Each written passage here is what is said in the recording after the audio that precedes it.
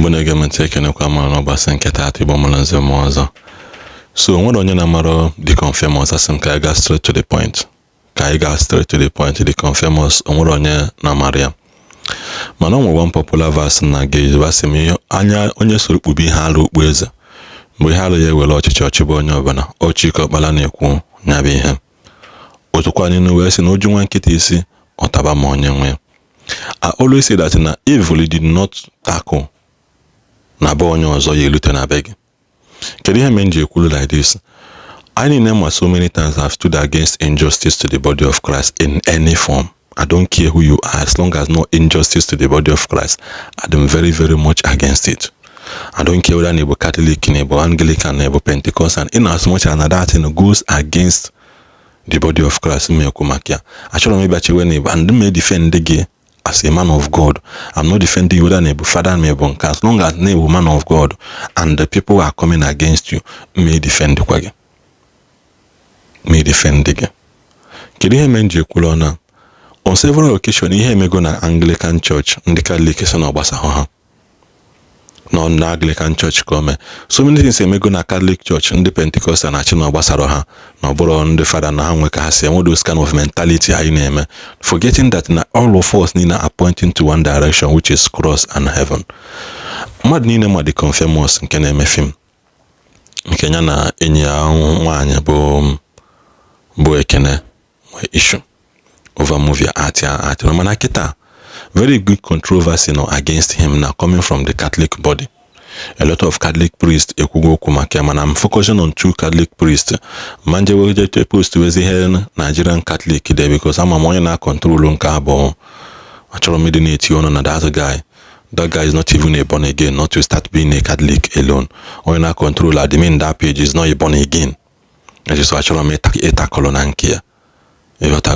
Now can focus on two Reverend Father. The first Reverend Father member but Father also not Father Colimus. Only how there. Also, this is wrong, Deacon Famous. This is evil. No matter what you want to depict, this is evil. Yes, we are and make terrible mistakes, but we have not reached this level of pornographic picture content. He is now talking about the picture content. Deacon Famous, he accepted that mistakes are bound to happen. And when some father name a mistake, and the mistake is for human being, nobody is righteous. So he has admitted first of all, Nande father name a mistake. So anytime you follow, about father made mistake, say hapo father yaka. This father admitted that Nande father name a mistake, but now we level hana halo. In this level, Deacon Famous may put through in the Reverend Fathers and Sisters. Also, do not ask me to watch the content to find out your storyline. Your back cover is already disgusting and insulting. I know you can never date the Muslim with such production, which is true.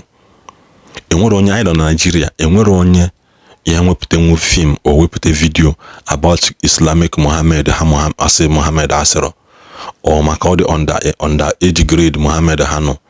Konke Muhammad na-ene nwunye nwanne nwoke nwunye nwanne nwoke anya ka ọ dị nwunye nwanne nwoke. So you go and there are so many lapses in there. Akwesị iji eme film to correct, mana they cannot do it. Onwe ime ha bịa eme film about ihe bandit na-egbu na Nigeria, they cannot do it o. Actually ime ya based on nwanne na nwanne kidnapping, mana good actual movie gosi na bandit na-egbu Christianity na Nigeria ha ma menwu ya eme. This is where I'm standing with the Catholic Church in this time around. Deacon Famous crossed the line and he must tender an apology and remove that video. There's other ways to pass your message without putting a graphic content in the so that the mother because he na pass in a preacher against lust. You are using seductive pictures to promote your own video. So you want to take from Babylon and enrich your pocket, which is not possible. Two things happen in Babylon. It's either you belong to Babylon and bow to it, or you are not. So this father will say, argue to the moon and back. Just note one thing in life. Nothing goes just like that. Every action has consequences. Pull this down if you can, or leave it if it is, and leave it if you choose to. Or here, fada ahụ gwara ya. Then another father, popular father na-ede akwụkwọ bụ ebe bịa Father Philip Chidi Prince nke nọ obodo oyibo. He called to put down a film that ridiculed the Catholic priesthood and religion's vocation, an open protest against the insult on Catholic vocations. This film should not be shown in a religious nation. Otherwise, if you're a Catholic, I would advise you never to watch this kind of movie. A movie that mocks the very foundation of priesthood, and religious vocation to the Catholic Church. What we are now seeing in many productions from Nollywood is not simple storyline. It is systematic ridicule of Catholic priests, sisters, religious life. The priest is almost always portrayed as immoral. The convent is reduced to a place of hypocrisy. This is no longer a movie. This is a mockery to the Catholic priesthood and religious life. Nigeria is a deeply religious nation. Millions of families still entrust their children to church for foundation education and moral guidance. Also, many young people still dare to listen to God's calling in an environment already filled with poverty, insecurity, and social pressure. Yet, while the church struggles to nurture vocation, the scream repeatedly teaches society to laugh at them. A generation is being formed more by movies than by catechism. When priesthood becomes a joke on the screen, vocation becomes a shame in real life. When religious life is presented as commitment to God becomes something to be mocked, not respected. The church in Nigeria urgently needs to engage with Nollywood. Silence is no longer pastoral wisdom. It is negligence, which is where I am standing on. Ka agwanda si reduce mana ihe ndị omenala na-abịa na-ekwu na aka ka mfu na ka ngwu na ka ndị omenala si amụnye ọkụ na ihe na-eme na church. And I will say this without apology to anybody. Ndị are the evil and are the wicked.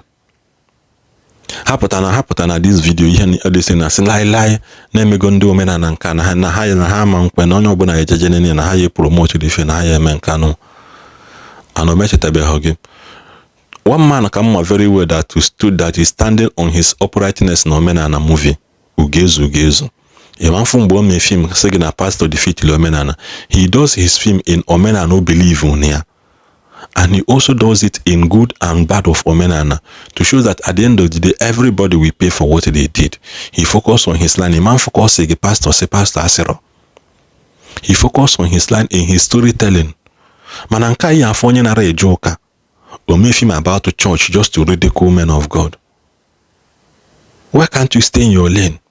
So some of them are very terrible and wicked.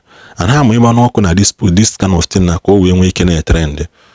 In their mind, has in onwere ihe gbasara ha. Dialogue must begin. Professional collaboration must begin. Clear boundaries must be drawn. Creative freedom does not give moral permission to destroy the dignity of a sacred vocation. Criticism is acceptable. Accountability is healthy. But caricature, ridicule, and repeated negative Scientology of Christian, Catholic, clergy and religious are not acts, they are cultural violence. If you are a Catholic in Nigeria, you should be deeply concerned because what is being attacked in this film is not only priests and sisters, it is the credibility of the church. It is the courage of young men who are discerning their vocation. This is no longer a movie. This is a quiet but powerful assault on the heart of Catholic priesthood and religious vocation identity in Nigeria. If you are a Catholic, your voice is needed. We need to defend the dignity of our Catholic priest and religious life. Silence is dangerous. Deacon Famous, Mefimgi, Mayor of Fuma. You cannot cross the line a second mother bargain at the end of the day, Sena and George again. Nigeria generate film with what you put out there. What are you putting out there for others to learn from? Or for us now this type of character Megine Kene Jiwese Oku. No, because in a ridicule Christianity very well, Megine Kene Jiwese Oku. I don't know how to read code. Manina Kene on a church, when I go and I make church also. Just that the difference will give you Pentecostal and make Catholic. Then why are you trying to differentiate the two of them? Each in a hand with the same body of Christ can on here. The father went as far as telling the confirmer, you are going too far in mocking the Catholic priesthood and religious life of our sisters. You need to stop. You are now crossing boundary. Your movie and content are no longer funny. They are now a direct attack on the Catholic Church. Stop now before something you can't explain hit you. Or the last thing the father could. So the confirmers, a word is enough for the wise. You may think ni below go on what does the body goku or ga cross, we crosses in a line about people's religion. Isho imefi maka religion, imecha fi maka Catholic, ime maka Pentecostal, ime maka Menana, ime maka Muslim. Kaimada, you are ready for it. Hold on.